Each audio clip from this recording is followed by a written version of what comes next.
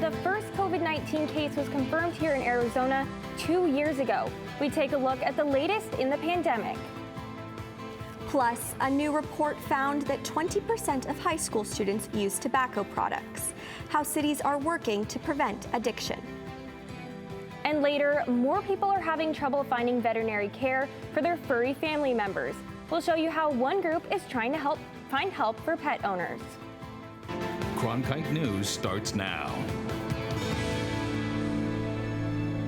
Good evening and welcome to Cronkite News on Arizona PBS. I'm Molly Hudson. And I'm Mia Marquez. Thank you for joining us. The Omicron variant continues to spread throughout Arizona and the nation, making Arizona have one of the highest COVID-19 numbers in the country. Cronkite News reporter John Brown takes a look at COVID-19 in Arizona. 2 years ago today, the state of Arizona confirmed its first recorded COVID-19 case. Now, in year two, the state is in a battle with the highly contagious Omicron variant. This is the first time that I've ever seen a new disease enter the pantheon of human diseases that has had such an incredibly profound effect on the health of so many people. Dr. Joshua LeBaire, Executive Director of ASU Biodesign Institute, says his biggest lesson from the COVID-19 pandemic is that the disease is transmissible, unlike cancer and heart disease. And with its high transmissibility, the Arizona Department of Health Services is recording just over 18,000 new cases today. We saw the testing hospital peak likely occur in Arizona at the end of last week. We've certainly seen case counts this week decrease week over week. Valleywise Health's Chief Clinical Officer, Dr. Michael White, encouraged all people to get vaccinated to combat the Omicron variant. White added that the hospital staff are burnt out from the pandemic. And the Arizona Department of Health Services reports today an additional 275 deaths from the COVID-19 virus. In the newsroom, John Brown, Cronkite News. A new Omicron subvariant, BA.2, dubbed Stealth Omicron, has been detected in over 20 U.S. states, including here in Arizona. Health experts say it's a little too early to decipher whether or not BA.2 will cause more severe symptoms than the more common mutation of Omicron, BA.1. They do say that BA.2 appears to be more transmissible, which they warn will inevitably lead to higher case numbers. The high rate at which BA.2 case numbers are increasing has experts keeping a close watch on the subvariant for the future. Today, the Occupation Safety and Health Administration retracted the COVID-19 vaccine mandate for businesses with over 100 employees that they implemented just over 2 months ago. The announcement comes after the Supreme Court recently voted 6-3 to block the OSHA vaccine mandate for private businesses. The mandate affected over 80 million American workers. In a statement, OSHA said that they still strongly recommend the vaccination of workers against the continuing dangers posed by COVID-19 in the workplace. As COVID cases continue to rise, parents with children under the age of 5 continue to wait for FDA approval to vaccinate their kids. Dr. Anthony Fauci said today he can't predict when the authorization will come. Fauci says original data from clinical trials showed the dosage for children ages 6 months to 24 months reached the same efficacy levels as adults, but the dosage in children 24 months to 4 years old didn't reach the same level. He says studies will continue, and right now it looks like a 3-dose regimen will be needed for this age range. The companies creating the vaccines are still presenting data to the FDA, and it is important for them to be very careful in their evaluation of the data, given the vulnerability of the children. When these vaccines become available for children at those age, we can be certain that they will be safe and that they will be effective. Fauci urges Americans to be patient and take steps right now to protect themselves and their children, such as wearing masks and testing. Today, the American Lung Association released the State of Tobacco Control report. Cronkite News reporter Liz Flores explains how Arizona is doing from preventing the youth getting addicted to tobacco products. I consume tobacco on a pretty much an everyday basis. Either it was smoking cigarettes or e-cigarettes or just like the nicotine patches. Alex Munoz says he started smoking when he was 14 years old. Me and my friends were just walking around, and we found some cigarettes. According to the American Lung Association, over 13% of Arizona adults are smokers. Munoz is among them. Definitely a concern for us here in Arizona. Struther says the tobacco industry markets its products to certain groups. African Americans get targeted with menthol products. Our LGBTQI community gets targeted with certain products. Just teens in general. The report indicates that the high school tobacco use rate in Arizona is over 20%, while the middle school smoking rate sits at over 2%. The State of Tobacco Control report gives Arizona an F for funding of state tobacco prevention programs, an A for strength of smoke-free workplace laws, but an F level of state tobacco taxes, and a C for coverage and access to services to quit tobacco. Struther says the American Lung Association calls for action to stop underage smoking. Trying to get a tobacco retailer license passed.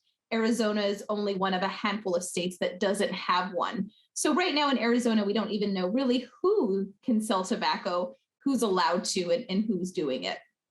Munoz knows the dangers of smoking as he's tried to quit before, and he knows quitting is something he wants to eventually do before it's too late. As of right now, I just don't see that happening at the moment, but the plan is to stop. In Phoenix, Liz Flores, Cronkite News. Arizona received a failing grade in the level of state tobacco taxes, according to the report. Raising tobacco taxes has been used to help end the substance use. The Phoenix City Council has approved a plan to help combat the spike in traffic-related deaths here in Arizona. The comprehensive road safety update found that there were 232 traffic deaths in 2021, a 25% increase since last year. During their policy session, the council approved Vision Zero, an action plan to help eliminate all fatalities. The city will be making safety improvements at the intersections of 75th Avenue and Indian School Road, 19th Avenue and Southern Avenue, and 16th Street and Camelback Road. The SAT will be transitioning from a written test to an online test, with the new test being shortened from 3 hours to 2 hours. The College Board announced several new changes that will be made to the digital version of the test, including discontinuing the essay portion and having shorter reading passages. Students will not be allowed to take the test from home and will be required to take it at a testing center. The new digital version will be given to international students spring of 2023. U.S. students will have to wait until spring of 2024. Some communities in Arizona have difficulties accessing care for their pets. Coming up, how organizations in the valley teamed up to help pet owners. And why Arizona is ranked high when it comes to internet trolls.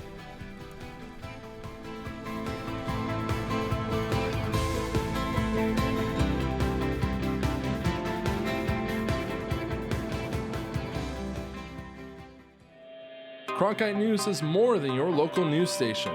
Through our innovative ideas, we create new ways to connect with our viewers and have their stories be heard.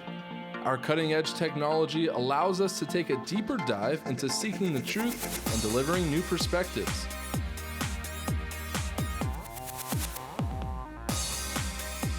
Stay up to date on top Arizona stories anytime on TikTok, Twitter, and Facebook at Cronkite News. It's prime time on your time. Watch Prime Afternoons every weekday on Arizona PBS. Did you miss a show in the evening? Then catch up on Prime Afternoons, your favorite dramas. No more bloody heroics. Antiques Roadshow. Really? Nature and Nova. It's time to reintroduce some wonder into this miracle of nature. All of the best from PBS on Prime Afternoons. Weekdays starting at 1:30, only on Arizona PBS. Every day I wake up, my first thought is, how can I serve this community? The biggest hurdle was not taking PTSD personally. Would you welcome, please, the amazing. Everybody that watches this, they say that I am the greatest that they've ever seen.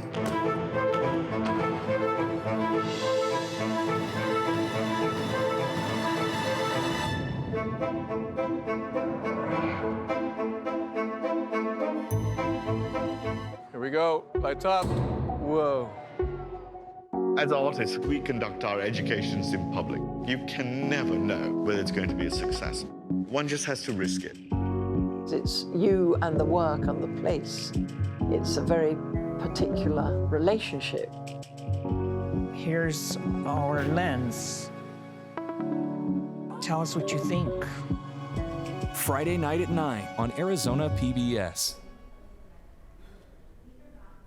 A nationwide study found almost 28% of pet owners have trouble getting veterinary care. Cronkite News reporter Molly McBride visited a mobile vet clinic to see how organizations in our community are helping pet owners. The event was a partnership between the Arizona Humane Society and Nourish Phoenix, and it provided an opportunity for many pet owners in Phoenix to get their animal the veterinary care they need for no cost. According to experts, two of the most common struggles for pet owners seeking vet care are money and transportation. And COVID has only added to the problem, causing clinic closures and staffing shortages, making it harder for animals to get the care they need. So a lot of pets didn't get their preventative care and vaccinations. And, you know, it's been really tough for COVID, a lot of staff shortages too. Sandra Quintana with Nourish Phoenix says many of their clients have had to make tough decisions, making rent or paying for veterinary care for their pet. They weren't able to pay for their rent or their utilities, so they have to prioritize that over the health of their dogs. Quintana is the SNAP coordinator at Nourish Phoenix, a community hub that provides resources to vulnerable people. She says that clients often ask for food for their cats and dogs. On this day, they'll get much more. The Arizona Humane Society Healthy Tails Mobile Clinic offered vaccinations, flea and tick prevention, and microchipping. The Humane Society says they cared for up to 100 animals in a single day. This is Saint. He's only about like 2 months. Saint is here for a microchip and flea treatment. His owner is grateful for the care. I guess it shows that people are still out here caring for others, and that's real important. It all takes love for everybody.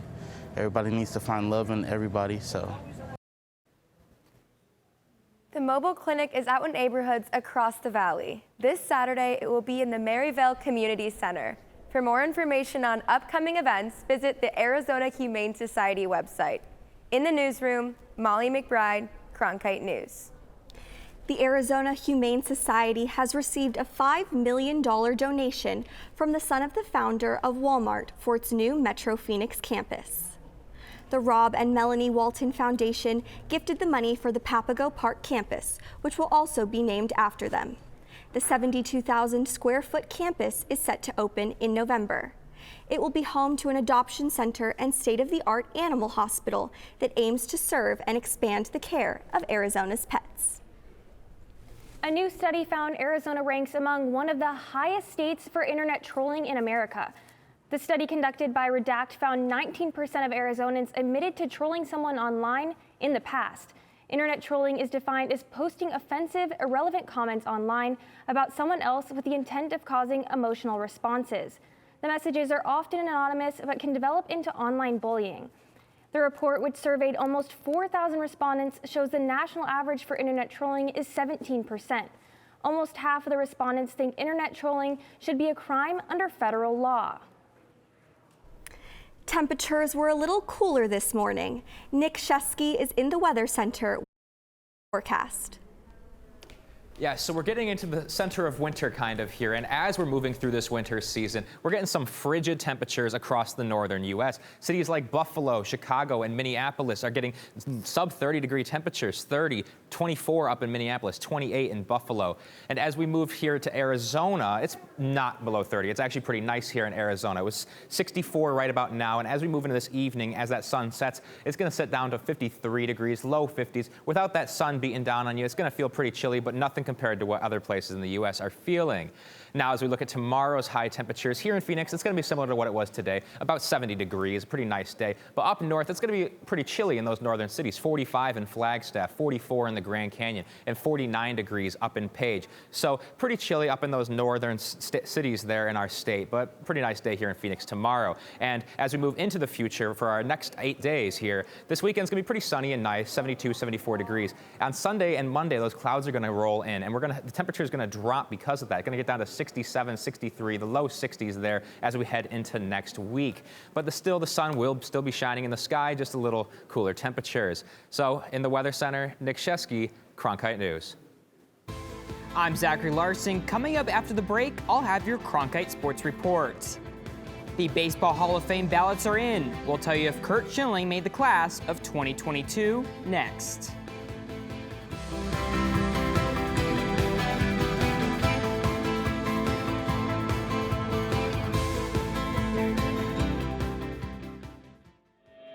Cronkite News is more than your local news station. Through our innovative ideas, we create new ways to connect with our viewers and have their stories be heard. Our cutting-edge technology allows us to take a deeper dive into seeking the truth and delivering new perspectives.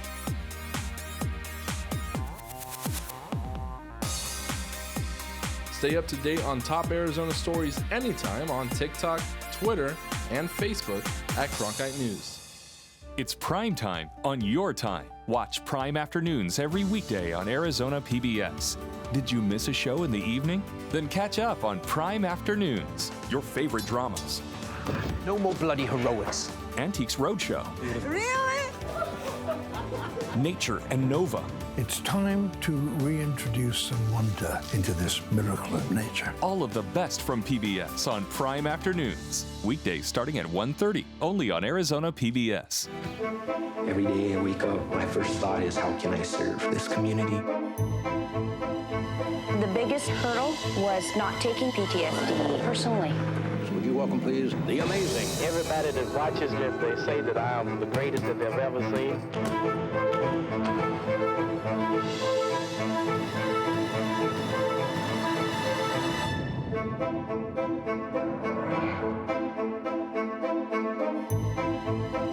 Here we go. Lights up. Whoa. As artists, we conduct our educations in public. You can never know whether it's going to be a success. One just has to risk it. It's you and the work and the place. It's a very particular relationship. Here's our lens. Tell us what you think. Friday night at 9 on Arizona PBS.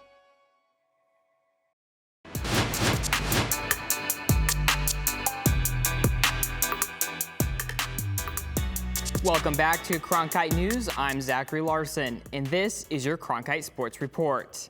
The Baseball Writers Association of America announced the 2022 MLB Hall of Fame class on Tuesday, selecting one new member. Former Red Sox slugger David Ortiz will be enshrined in Cooperstown this July.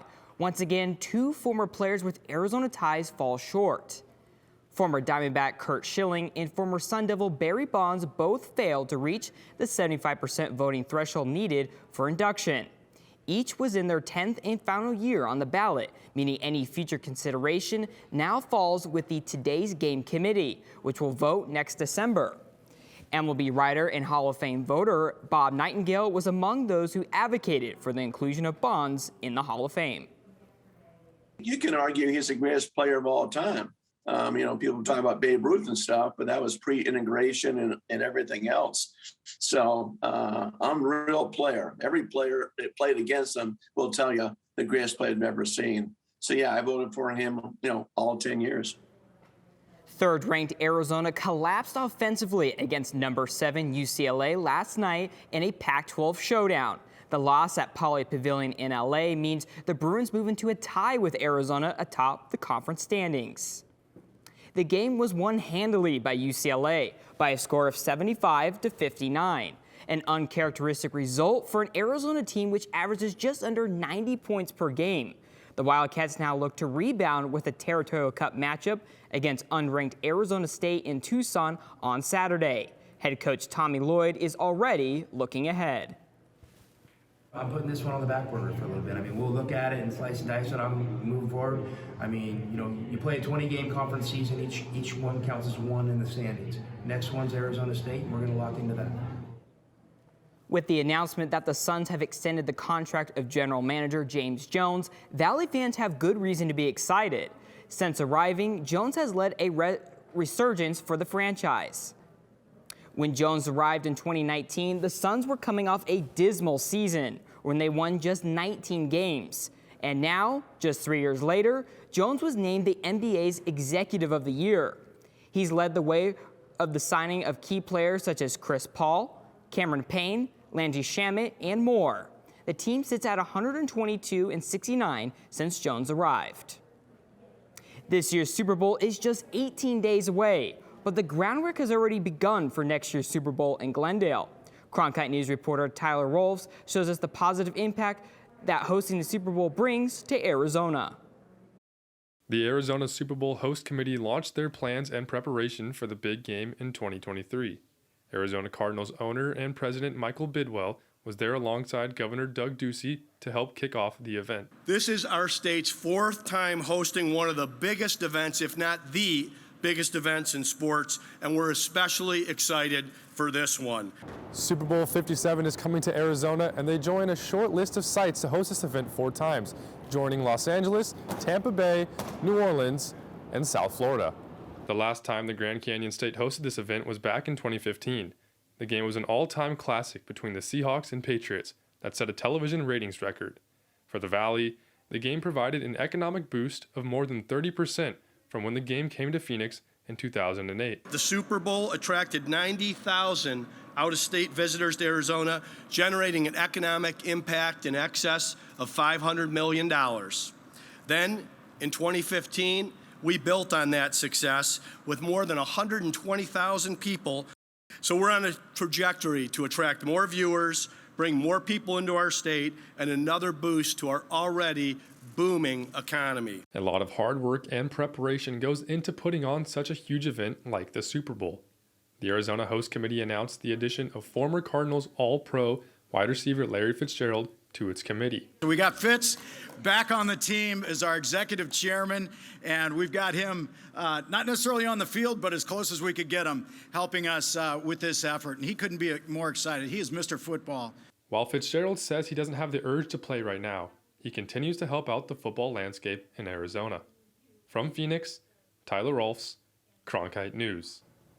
The Coyotes fell to the Pittsburgh Penguins on Tuesday night, which is their 27th loss of the season. The team currently sits at the bottom of the Central Division, 13 points behind the Chicago Blackhawks. One bright spot, though, was forward Nick Schmaltz, who found the net twice during the matchup. Just trying to focus on moving my feet, and when I get the puck, not just standing still kind of, and making sure I move before I make my play. And I think if I move my feet, I can create a lot of offense and back defenders off. So I'm playing with some really good line mates, and they make it easy out there. That's all for your Cronkite Sports Report. Back to you, Mia and Molly. Coming up, we'll introduce you to a group of 10 teens from Surprise who are on a journey to represent the U.S. in the Special Olympics. How the team has faced numerous challenges yet still is determined to achieve their goal. Cronkite News provides students at ASU's Walter Cronkite School of Journalism with the opportunity to gain real-world experience in the newsroom. At Cronkite News, our students produce professional content for audiences by taking on all roles, whether they be reporting, anchoring, producing, or studio production. Each department gives students first-hand professional newsroom experience. For more information, visit cronkitenews.azpbs.org. This month in Passport, your on-demand library of the best of PBS. Everyone has secrets. Are you protecting someone? I have no choice. You do have a choice. You're looking at him. That's amazing. We could be standing on top of a T-Rex right now. Women demanded new space and pushed the boundaries of what being a lady means. These and other shows are available with Passport. Become a member of this PBS station, sign in, and start streaming today. I was so excited when I learned that I was going to be the next moderator of Washington Week. I was incredibly lucky to be mentored by Gwen Eiffel. And what that gave to me was this confidence that I could be my full self and that I was deserving in whatever spaces I was in. Welcome to Washington Week. I also feel this great joy in taking the helm of Washington Week, knowing that I can mold it and make it my own, but also make sure that it is still within the legacy and the tradition that made it so great for all of these years. A group of students from Shadow Ridge High School have faced many setbacks to reaching their dream of representing the United States at the Special Olympics.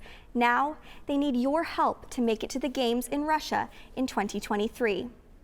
The team of 10 plays floorball, which is a ball and stick game with similarities to hockey sports. The group was picked to represent the U.S. in the 2021 Special Olympics, but the games have now been postponed until 2023. The delay means they will lose some of their influential players, including the team captain, who is a senior and heading off to college. The cancellations also give the team more time to fundraise for travel expenses, new specialized equipment, and their own jerseys. The team hopes to raise $90,000. If you want to help, you can go to their website, soazfloorball.org. To learn more about the team's journey to the Special Olympic Games, visit our website at arizonanews.azpbs.org. That's it for Cronkite News tonight. Thanks for joining us.